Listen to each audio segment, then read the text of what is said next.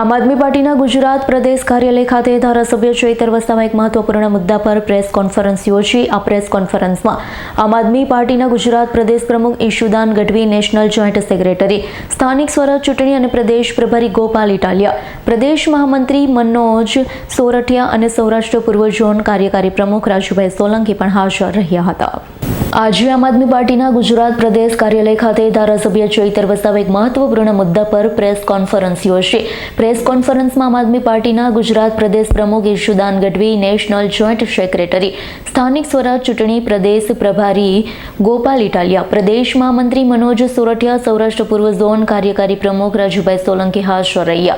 Media સમક્ષ પોતાની વાત રજૂ કરતા ધારાસભ્ય ચૈતર વસાવાએ જણાવ્યું છે, ગુજરાતમાં અનુસૂચિત જનજાતિના વિદ્યાર્થીઓ ઉચ્ચ અભ્યાસ કરી શકે તે માટે 2010થી પોસ્ટ ગ્રેજ્યુએટ સ્કોલરશિપની યોજના ચાલુ હતી, જેના થકી બીએસસી નર્સિંગ, જીએનએમ નર્સિંગ સહિત ડિગ્રી, એન્જિનિયરિંગના અનેક ઉચ્ચ કક્ષાના અભ્યાસ માટે વિદ્યાર્થીઓને સ્કોલરશિપ મળતી.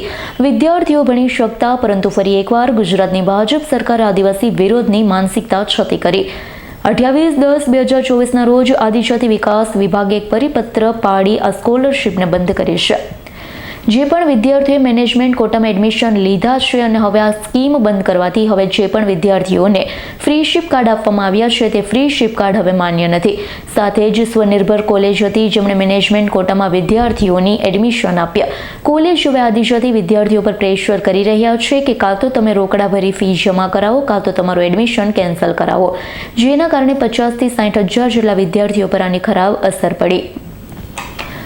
આ મુદ્દા પર અમે વિરોધ પ્રદર્શન કરી બિરસા મુંડા ભવનનો ગાંધીનગરમાં ઘેરાવ કર્યો છે. 15 દિવસનું સરકારને અલ્ટિમેટમ આપ્યું, પરંતુ સરકારે મુદ્દા પર કોઈ કાર્યવાહી કરી નથી. તે માટે હવે આવનારા સમયમાં તમામ જિલ્લાના આદિજાતિ મદદનીશ કમિશનર કચેરી આ મુદ્દા પર રજૂઆત કરવા જઈશું.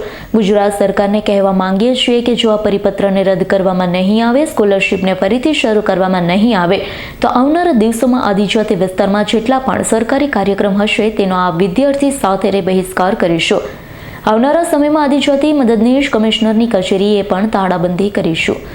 ગુજરાતમાં અનુસૂચિત જનજાતિના વિદ્યાર્થીઓ ઉચ્ચ અભ્યાસ કરી શકે એ માટે છેલ્લા 2010થી પોસ્ટ ગ્રેજ્યુએટ સ્કોલરશિપની યોજના ચાલુ હતી, જેના થકી બીએસસી નર્સિંગ હોય, જીએનએમ નર્સિંગ હોય, ડિગ્રી એન્જિનિયરિંગ હોય જેવા અનેક ઉચ્ચ કક્ષાના અભ્યાસો માટે વિદ્યાર્થીઓ એ સ્કોલરશિપના આધારે ભણી શકતા હતા.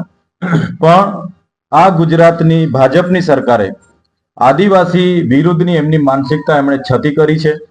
28/10/2024ના રોજ એમના આદિજાતિ વિકાસ વિભાગે એક પરિપત્ર પાડીને આ સ્કોલરશિપની યોજનાઓ બંધ કરવામાં આવી છે. જે પણ વિદ્યાર્થીઓ મેનેજમેન્ટ કોટામાં એડમિશનો લીધા છે, તમામ વિદ્યાર્થીઓ માટે આ સ્કીમ બંધ કરવાથી જે પણ ફ્રી શિપ કાર્ડો મદદનીશ કમિશનર આદિજાતિ વિકાસ વિભાગ દ્વારા વિદ્યાર્થીઓને આપવામાં આવ્યા છે, મેનેજમેન્ટ કોટામાં અભ્યાસ કરનારા વિદ્યાર્થીઓ માટે એ ફ્રી શિપ કાર્ડ હવે ચાલતા નથી. સાથે જે સ્વનિર્ભર કોલેજો હતી જેમણે મેનેજમેન્ટ કોટામાં વિદ્યાર્થીઓને એડમિશનો આપ્યા હતા, એ કોલેજો હવે આ આદિજાતિ વિદ્યાર્થીઓ પર પ્રેશર લાવી રહી છે કે તમે કાં તો રોકડા ફી ભરો, કાં તો તમે તમારું એડમિશન કેન્સલ કરાવો અને ડોક્યુમેન્ટ પણ રિટર્ન કરી રહી છે. તો આની અસર ગુજરાતમાં 50,000 થી 60,000 વિદ્યાર્થીઓને થઈ છે. અગાઉ દિન 15 પહેલા અમે બિરસા મુંડા ભવનનો ઘેરાવો કર્યો હતો અને 15 દિવસનું અલ્ટિમેટમ આપ્યું હતું.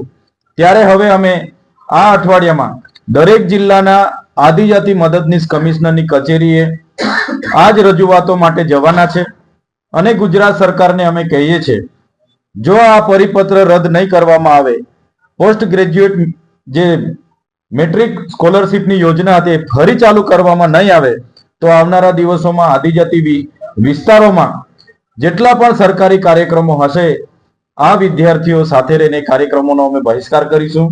આદિજાતિ વિસ્તારોમાં મદદનીશ આદિજાતિ કમિશનરની જે કચેરીઓ છે એને પણ આવનારા દિવસોમાં અમે તાળાબંધી કરીશું. દીપક જગતાપનો રિપોર્ટ, S9 ન્યૂઝ, રાજપીપળા. અમારી તમામ માહિતીથી અપડેટ રહેવા માટે જોડાયેલા રહો S9 ન્યૂઝ સાથે.